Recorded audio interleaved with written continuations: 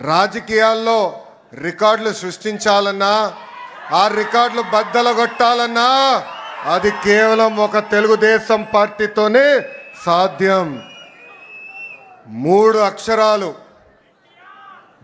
అక్షరాలు తెలుగు వారి ఆత్మగౌరవం కోసం తొడగొట్టాయి. ఆ మూడు అక్షరాలు తెలుగు ప్రజల గుండె చెప్పుడుగా మారినాయి.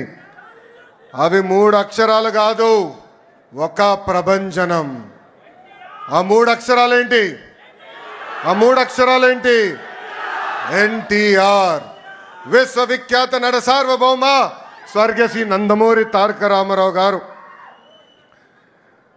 43 ఏళ్ల క్రితం తెలుగుదేశం పార్టీకి పునాది వేసింది అన్న ఎన్టీఆర్.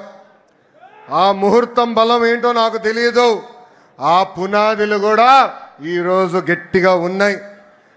పార్టీ పెట్టిన 9 నెలల అధికారంలోకి వచ్చి తెలుగు వారి సత్తా ఏంటో ఢిల్లీకి తెలియజేసిన వ్యక్తి అన్న ఎన్టీఆర్.